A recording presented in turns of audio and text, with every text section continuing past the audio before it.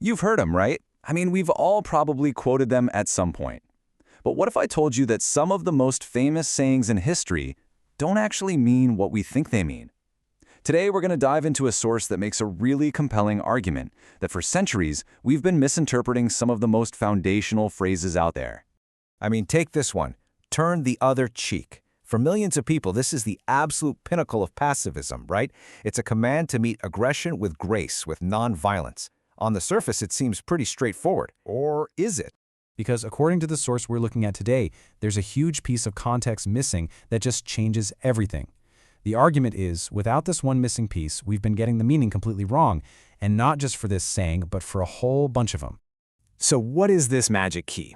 Well, the source argues there's this one single foundational idea that unlocks the original meaning of all these sayings. It's a concept that totally reframes who the words were for, and because of that, what they actually meant. And here it is. The key is this term, the brotherhood. Now, our source defines this as the specific community of followers that Jesus was speaking to. Think about that for a second. Not the general public, not all of humanity, but a very distinct, specific group. The whole argument is that everything he said was intended for this group, and it was all about how they should function as a group.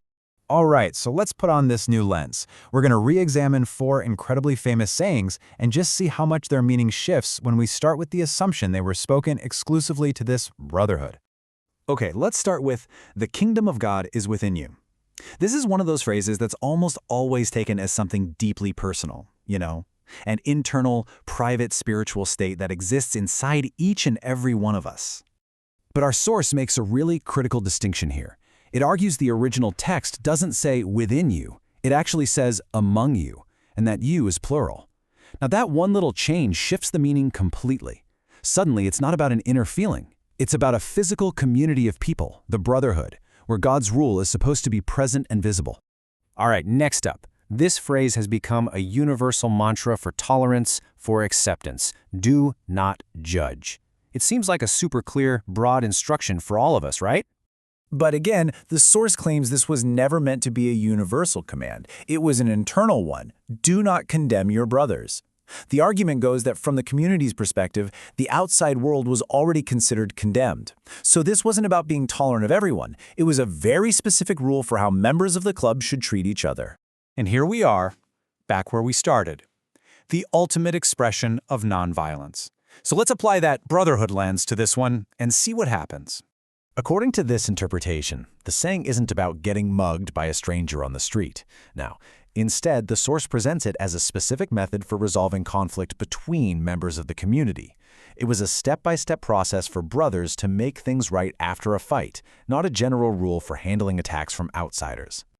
Our last example follows the exact same pattern.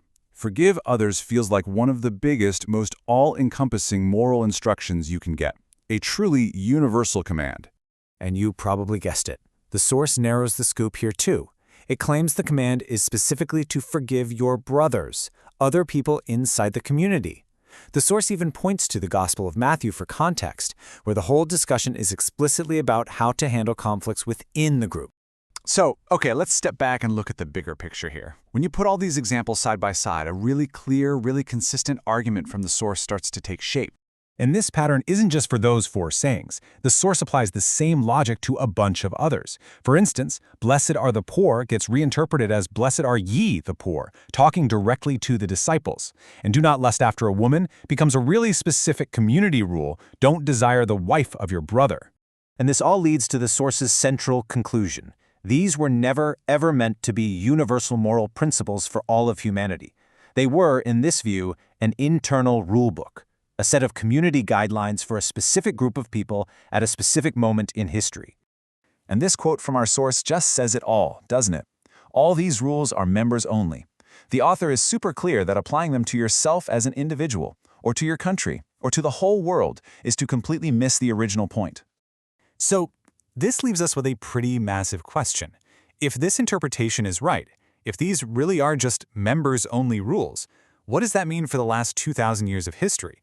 For all the laws and personal beliefs that have been built on the assumption that these words were meant for everyone? It kind of changes everything. Definitely gives you something to think about.